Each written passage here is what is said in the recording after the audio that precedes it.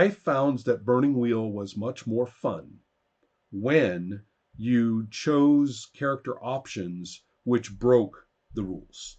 So that you had something called, steel. You had something. Oh yes, when you had at least a couple of things that were what were called gray, which meant that they were successes on 3, 4, 5, or 6. Okay. And rather than 4, 5, and 6, stuff like that. In other words, where there are elements of your character where you basically just did an end run around the problem. Okay. Not for Okay. everything, but for certain things.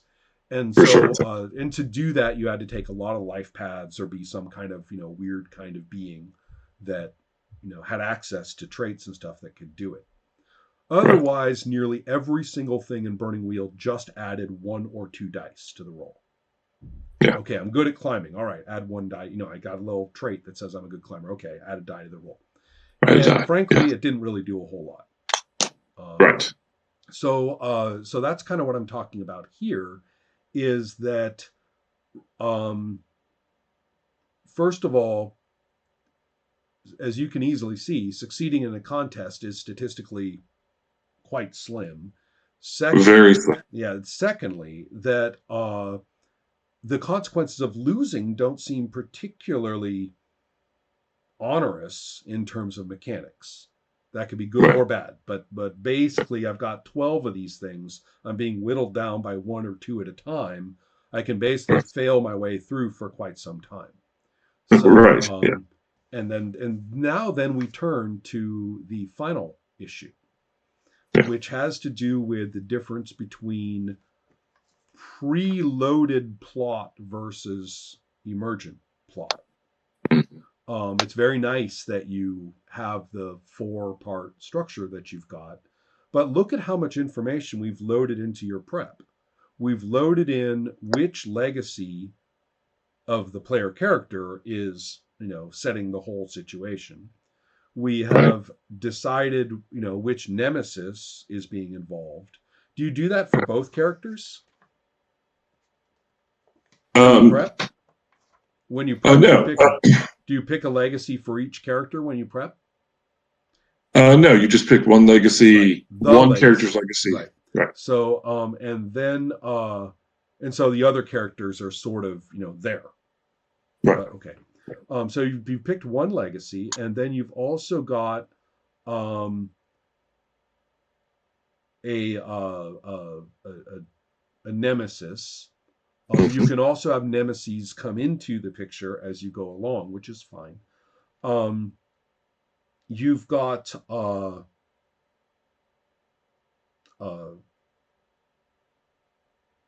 let me see, and I guess what I'm saying is that you, with that structure in mind, you've kind of written quite a lot of it ahead of time. In other words, if you've got a twist in mind, then you're going to have to get them to the twist. Yes. And Right. Right. there's a certain amount of and so since basically I'm not going to have, I mean, if your job as a GM is to get me up through the rising tide and get me through the twist, then ultimately all I'm doing as I roll my way through conflict after conflict is just keeping busy. Yeah. Right. Exactly. Okay. Yeah. I see that. Yeah. I So see that. there's a certain amount of, uh, how am I going to put it? In game, in the moment, plot forming consequence. And Okay. I don't mean sort of fake consequence. Oh, we lost our boat.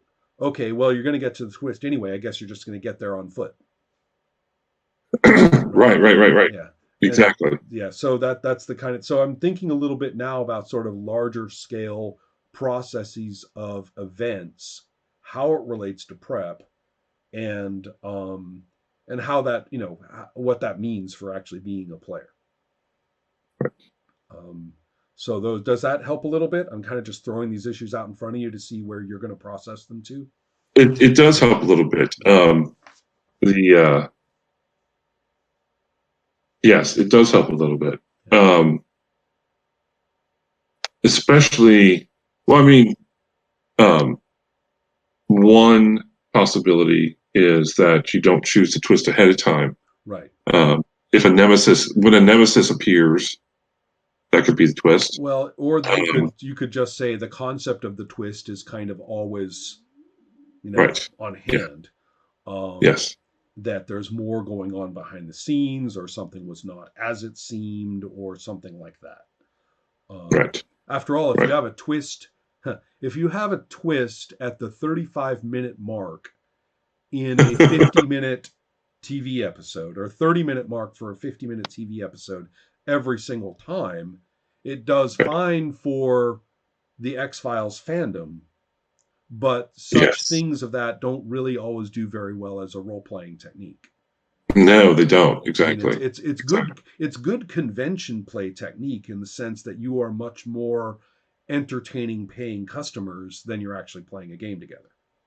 Right. Right. Right. Um, Yes. Absolutely. so with that kind of thought in mind, then, and letting you process it as you will, Yeah. um, the final topic that I had in mind, unless I Mhm. don't want to jump on you, is there something you want to talk about? Well, actually, we've talked about it. Okay. I think that we've hit on prep and I mean, yeah, prep and play. Yeah. How does it play? And we just Right. played, Yeah. and now we say, oh, okay, there needs to be What is some this? Right. tweaks here, right? Yeah. Yeah. So in that Um, case, my last topic then is again what I hinted at a little earlier.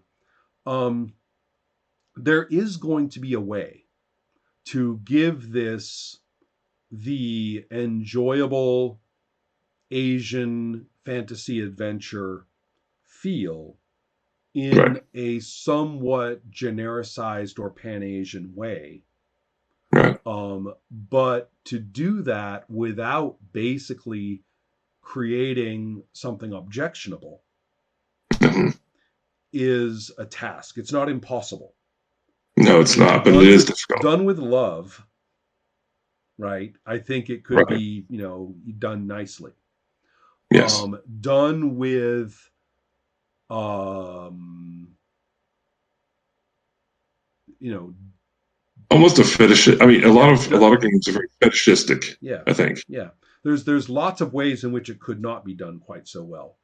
And Right. then there's the pseudo expert way, which is, you read 2 books on samurai and then you throw in everything that you read, which is usually what happens in role playing games when they, try to be educated. So, Right. therefore, we can simply put that down and say, okay, here's my thing. Here's my suggestion. There's 2 ways that I think it could be done with love. Okay. If you can think of a third way, a fourth way, and a fifth way on your own, that's great. But these are the 2 ways that I come up with. Number one is to go whole hog, and you've got your map, and you've got your names, and you've got you've got your whole damn setting, Right. right? And you've got your timeline for the setting, and you've got basically you go Glorantha on this and do your own thing. Right. Now, if you did that, every single detail is a potential pitfall. Yeah. Every single one. You might get a whole bunch of things done in a way that's really respectful and interesting and fun. And then all of a sudden you turn around and invoke some freaking stereotype in this particular spot. And anybody who's loved this material suddenly is just like, oh God, did you have to do that? Right. Right. Um, Yes. I will, just to pick Glorantha, I will be the first to say that I have never liked all that business about the Eastern Isles where the people look Oriental and they worship dragons. Right. That somehow crept in, and I like my Glorantha Mycenaean. I like it Babylonian. I like it Afghan. I'm completely uninterested in saying, oh, but where's the rest of Asia? Oh, but where's the rest of Europe? Right. And Yes. and yet, of course, world building being what it is and fan bases being what they are, um, all of a sudden you have these really interesting, deconstructed and nuanced and stereotype breaking Orlanthi Hjortlings and Lunars, and yet all of a Yeah. sudden you have the most plastic, unfantastic hints of Orientals over there. And and Yeah, so that's. yeah. I was going to say I've putting together something for their Johnstown Compendium Hmm. set in Teshnos. Um, but yeah, you do find it being very like okay, this is pretty. It's there's a Bronze Age Mycenae in the west. Well, not full west, but in the west. There's medieval Finland in the far west, Hmm. and then there's this sort of um, almost uh, it's not Bronze Age China or Bronze Age India. Right. It's much more Iron Age China and Iron Age India. Well, not only that, but it suits all the stereotypes of anybody from the 19th century. Right. And Yes. that's Yes. that's kind of it. I mean, that's olden days for everybody is either the 19th century or what they said in the 19th century about the olden days. Right? Right. Yeah. That's in Britain in particular. And so that's to me, I hate that olden days. I absolutely despise it. And Right. so Yeah. Yeah. therefore it's worth remembering that, as soon as you step out of something that you know through and love, that kind of shit creeps in like super Yes. fast, right? Right. So let's take another approach, which is perhaps a little better for what appears to be a pick up and play, gonna enjoy myself quite a bit playing this character and see where they go sort of game. Um, and I would suggest deciding what your sources are. And I don't mean Yeah. sources to say, okay, like a license, right? I'm going to follow this source as as a gazetteer, but Right. rather as an aesthetic source Okay. and say, all right, these are the aesthetic standards of these sources. Okay. Maybe it's a syncretic thing where you have three or four sources and you kind of create a gestalt among them and say, okay, I've created a gestalt of aesthetics from these kinds of sources, and that's what I'm running with. Or maybe it's a single one or a single type of medium which really nails it, and you're like, I'm on it. I'm thinking of the Chinese language adventure comics, which have been running for decades. Right. And you may have seen them. The art is very distinctive. Flowing hair is a really big deal. Okay. I think I have And seen that. there's a whole lot of bladed pole arms. There's a Mm-hmm. whole lot of really elaborate kind of artistic violence going on. It's not manga. The Right. facial features, the what's the word I want? The conventions, right? The artistic Okay. conventions are not those of Japanese manga. They look mean. And so therefore I would I mean and if you're not familiar with them at all, because I barely am. I mean I know them by having, leafed through a few. But Right. enough to and I don't know how much of them have been translated or anything like that. But the point is that there is at least one body of adventure fantasy fiction that a person could pick up, get into, and say, all right, like that. And somebody can say, well, Right. that's ahistorical, or that's, unrealistic, or that's this or that. And you say, I know. I'm using this body of work as my aesthetic standard. Okay. Okay. And I'm reasonably educated enough in it that I know where it comes from. I know where it's ahistorical or whatever. And I love these comics, and that's what I'm doing. Now, so I'm not saying you go Yes. off and become educated in those, but whatever it is that did inspire you to say, I want to do Asian fantasy, go find that. Right. And in that way, you're not drawing upon diffuse culture, diffuse stereotypes or impressions, Yes. you're, Right. or fandom talk.